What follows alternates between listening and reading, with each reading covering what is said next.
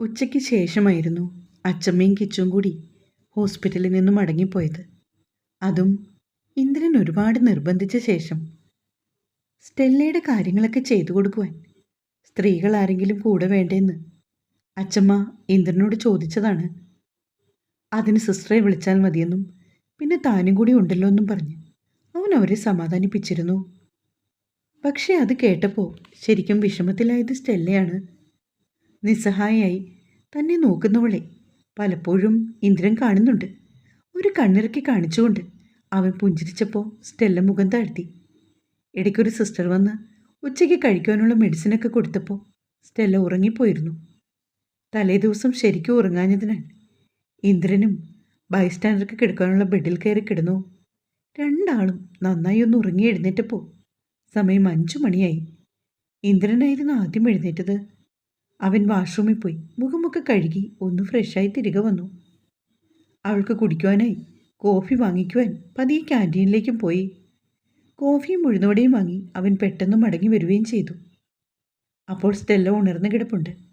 Door തുറക്കുന്ന ശബ്ദം കേട്ട് അവൾ മുഖം തിരിച്ചു. ആഹാ, എണീറ്റോ? പുഞ്ചിരിയോടുകൂടി അവൻ അകത്തേക്ക് കയറി ഡോർ ലോക്ക് ചെയ്തു. കോഫി ഒരു ഗ്ലാസ്സിലേക്ക് പകർന്നു വെച്ച ശേഷം സ്റ്റെല്ലയുടെ അടുത്തേക്ക് വന്നു. പതിയെ ചാരി എടുത്തിട്ടെ, എന്നിട്ട് കോഫി കുടിച്ചാലോ? അവൻ ചോദിച്ചതും സ്റ്റെല്ല പതിയെ തലകുലുക്കി മെല്ലെ ഒരു വശത്തേക്ക് ചെരുത്തി കിടത്തിയ ശേഷം ഇന്ദ്രൻ അവളെ ചാരിയിരുത്തി.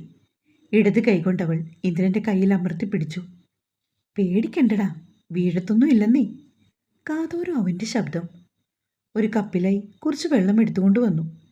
ഇടത് കൈകൊണ്ട് സ്റ്റെല്ല വെള്ളത്തിൽ മുക്കിയ ശേഷം മുഖം അമർത്തി തുടച്ചു. ഇന്ദ്രൻ ഒരു ടവൽ എടുത്തുകൊണ്ട് വന്ന ശേഷം വെള്ളമൊക്കെ തുടച്ചു കൊടുത്തു. പതിയെ ചൂടുകാപ്പി ഊതി ഊതി അവൾ കുടിക്കുന്നത് നോക്കി ഇന്ദ്രൻ സ്റ്റെല്ലയുടെ അരികിൽ തന്നെ ഇരിക്കുകയാണ്. സ്റ്റെല്ലയ്ക്ക് വല്ലാത്തൊരു ബുദ്ധിമുട്ട്. അവൻ്റെ നോട്ടം കാണും തോറും. എന്തു പറ്റി? പെട്ടെന്ന് ഇന്ദ്രൻ ചോദിച്ചു.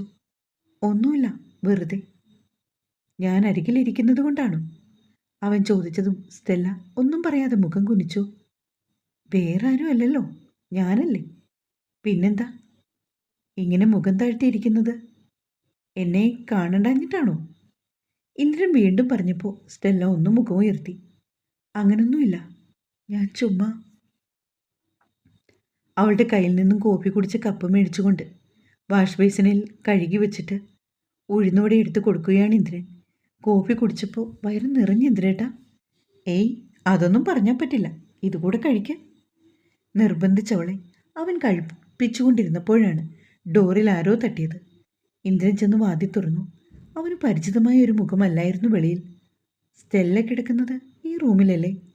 പുറത്തു നിന്നയാൾ ഇന്ദ്രനോട് ചോദിച്ചു. അതെ, ഈ റൂമിലാണല്ലോ. താങ്കൾ ആരാണ്? അത് പിന്നെ സ്റ്റെല്ലയ്ക്ക് എന്നെ അറിയാം, ശിവനെന്ന് പറഞ്ഞാൽ മതി. ഇന്ദ്രൻ പെട്ടെന്ന് തന്നെ അയാളെ അകത്തേക്ക് ക്ഷണിച്ചു. സ്റ്റെല്ല. വിളിയൊച്ച കേട്ട ഭാഗത്തേക്ക് അവൾ മുഖം തിരിച്ചു. ശിവൻ ചേട്ടാ. അവൾ ആഹ്ലാദത്തോടു കൂടി ചിരിക്കുന്നത് നോക്കി ഇന്ദ്രൻ അല്പം മാറി നിന്നു. ഞാനിവിടെ എൻ്റെ ഒരു കൂട്ടുകാരൻ്റെ അമ്മയും കൊണ്ട് വന്നതാ. ഒന്ന് ബാത്റൂമിൽ വീണതായിരുന്നു. കാലൊടിഞ്ഞേ, ഓപ്പറേഷനൊക്കെ ചെയ്തു. അവിടെ വെച്ച് മോളുടെ പേര് വിളിക്കുന്ന കേട്ടു. എന്തു പറ്റിയതാ? ഞാനും ഏട്ടനോടി വന്നപ്പോൾ ഒരു ആക്സിഡൻ്റ് ഉണ്ടായതാണ്. ആണോ? ഇത് സ്റ്റെല്ലയുടെ ആരാണ്? വീണ്ടും ശിവൻ ചോദിച്ചു. എൻ്റെ ഹസ്ബൻഡാണ്. പേര് ഇന്ദ്രജിത്ത്. അവൾ പറയുന്നു കേട്ടതും ശിവൻ ഞെട്ടിപ്പോയി. +2 പരീക്ഷയുടെ റിസൾട്ട് പോലും ഇതേവരെയായിട്ടും വന്നിട്ടില്ല. ഈ കുട്ടി എങ്ങനെ വിവാഹം കഴിച്ചു? തൻ്റെ വീട്ടിൽ വന്നു നിന്ന് സ്റ്റെല്ല തന്നെയാണോന്ന് പോലും അവൻ സംശയിച്ചു പോയി. ശിവൻ്റെ മുഖത്തെ ഭാവമാറ്റം ശ്രദ്ധിച്ചുകൊണ്ട് ഇന്ദ്രൻ അരികിലുണ്ടായിരുന്നു.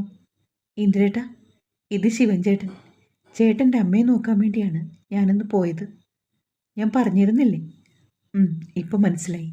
ഇന്ദ്രൻ തലകുലുക്കി. ശിവൻ ആ നേരത്താണ് ഇന്ദ്രനെ സൂക്ഷിച്ചു നോക്കിയത്. ഒറ്റ നോട്ടത്തിൽ തന്നെ അറിയാം ഏതോ വലിയ വീട്ടിലെ പയ്യനാണെന്ന്. അവൻ്റെ നോട്ടം കണ്ടതും ഇന്ദ്രൻ എഴുന്നേറ്റ് അരികിലേക്ക് വന്നു. എന്നിട്ട് തൻ്റെ വീടും നാടുമൊക്കെ വിശദമായി പറഞ്ഞു കൊടുത്തു. ഇവിടെ അടുത്തുള്ള ഒരു തറവാട്ടുകാരെക്കുറിച്ച് ശിവൻ ചോദിച്ചപ്പോൾ ഇന്ദ്രന് പരിചിതമായിരുന്നു. ശിവൻ്റെ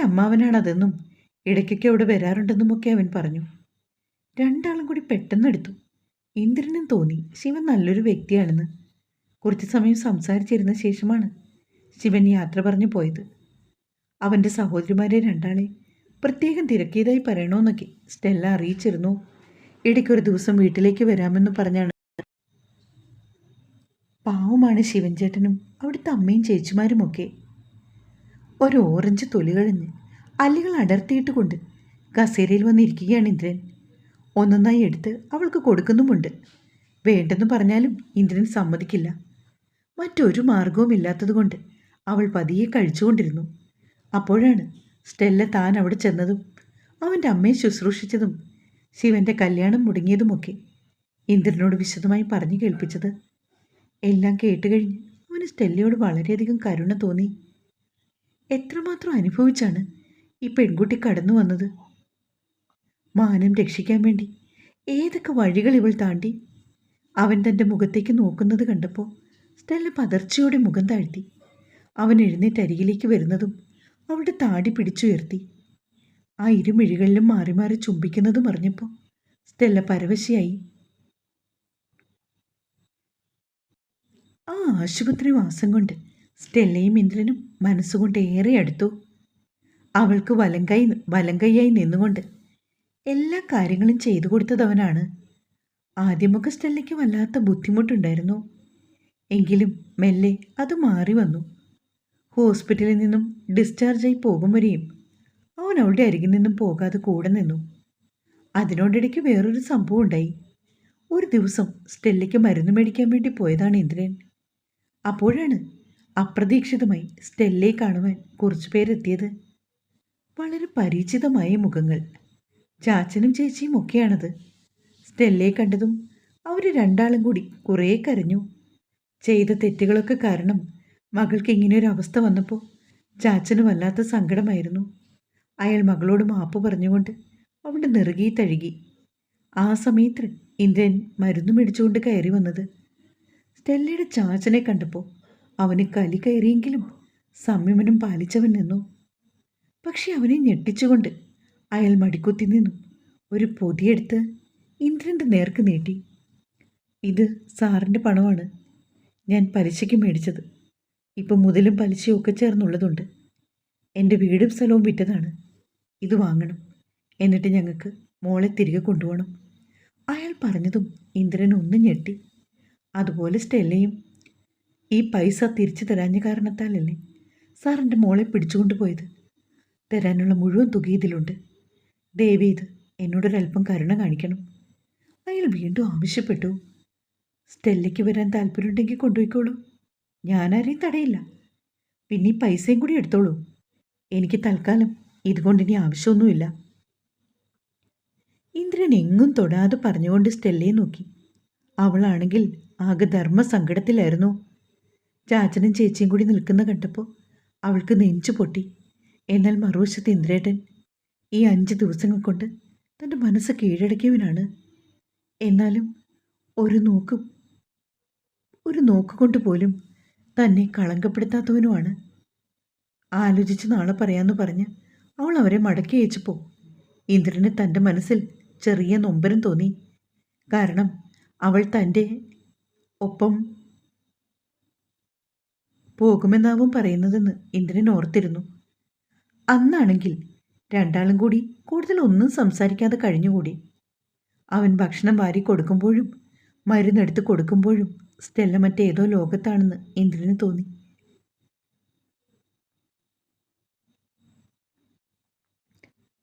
എന്ത് തീരുമാനം വേണേലും സ്റ്റെല്ല എടുത്തോട്ടെ എന്ന് കരുതി ഇന്ദ്രനും അവനും പൂണ്ടു. രാത്രി ഏറെയായിട്ടും ഉറങ്ങാതെ വെറുതെ കിടക്കുകയാണ് ഇന്ദ്രനും സ്റ്റെല്ലയും. ഇന്ദ്രേട്ട, വളരെ ആലോചനയോട് കൂടി എന്തൊക്കെയോ തീരുമാനിച്ചുറപ്പിച്ച് സ്റ്റെല്ല വിളിച്ചപ്പോൾ ഇന്ദ്രൻ മുഖം തിരിച്ചു നോക്കി. ഉറങ്ങിയോ ഏട്ടാ? ഇല്ലടോ, എന്തേലും വേണോ? ചോദിച്ചുകൊണ്ടവൻ എഴുന്നേറ്റവളുടെ അടുത്തേക്ക് ചെന്നു. ഒന്നും വേണ്ടേട്ടാ, ഒരു കാര്യം പറയാനായിരുന്നു. എന്താടോ, പറയൂ. അല്ല, അത് പിന്നെ ഇന്ദ്രേട്ടാ. എന്താണ് സ്റ്റെല്ല, പറയടോ. എന്തിനാണ് ഈ സ്റ്റാർട്ടിങ് ട്രബിൾ? എന്നെ ഒന്ന് എഴുന്നേപ്പിച്ചിരുത്താമോ? അവൾ ആവശ്യപ്പെട്ടതും ഇന്ദ്രൻ പെട്ടെന്ന് തന്നെ സ്റ്റെല്ലയെ സഹായിച്ചു. ബെഡ് പൊക്കി അഡ്ജസ്റ്റ് ചെയ്ത് വെച്ചു കൊടുത്തു. എന്താണ് സ്റ്റെല്ല, എന്തു പറ്റി? ചോദ്യം അവൻ വീണ്ടും ആവർത്തിച്ചു. ഇന്ദിരേട്ടാ, ഞാൻ എൻ്റെ ചാച്ചൻ്റെ കൂടെ പൊയ്ക്കോട്ടെ? അവളുടെ മുഖത്തേക്ക് നോക്കിയതും ഇന്ദ്രന് സങ്കടം വന്നു. മറുപടി ഒന്നും പറയാതുകൊണ്ട് അവൻ വെറുതെ ഇരുന്നു. അത് കണ്ടതും സ്റ്റെല്ലയ്ക്ക് നെഞ്ചു നേറി. ഏട്ടനെ മറക്കാനോ ഈ ബന്ധം ഉപേക്ഷിച്ചു പോകാനോ ഒന്നുമല്ല. +2 പരീക്ഷയുടെ റിസൾട്ട് പോലും ഇതേവരെയായിട്ടും എനിക്ക് വന്നിട്ടില്ല. നല്ല മാർക്ക് കിട്ടുമെന്നാണ് എൻ്റെ പ്രതീക്ഷ. ഇനി തുടർന്ന് പഠിക്കണം. പിന്നെ ഒരു ജോലിയൊക്കെ നേടണമെന്ന് ആഗ്രഹമുണ്ട്. പക്ഷെ ജോലി കിട്ടിയില്ലെങ്കിലും കുഴപ്പമില്ല. പകരം എനിക്ക് എൻ്റെ ഡിഗ്രി കംപ്ലീറ്റ് ചെയ്യണം. പിന്നെ ചാച്ചനും ചേച്ചിയും മാത്രമേ ഉള്ളൂ. ആലോഷിച്ചേട്ടനാണെങ്കിൽ ഒരു ജോലി കിട്ടി പോവുകയും ചെയ്തു. ഇനി ആ ശല്യം എനിക്കുണ്ടാവില്ല. അതുകൊണ്ട് പോകുന്നതാണ് നല്ലതെന്ന് എനിക്കിപ്പോൾ തോന്നുവാണ് ഏട്ടാ. ഈ കാര്യങ്ങളൊക്കെ സാധിക്കും. അവരെ നമ്മുടെ വീട്ടിലേക്ക് കൊണ്ടുവന്നാൽ പോരെ? തിരിച്ചവനും ചോദിച്ചു. പെട്ടെന്ന് ഒരു ഉത്തരം പറയാനാവാതെ സ്റ്റെല്ല ഒന്ന് വിഷമിച്ച് നിന്നുപോയി. തുടരും.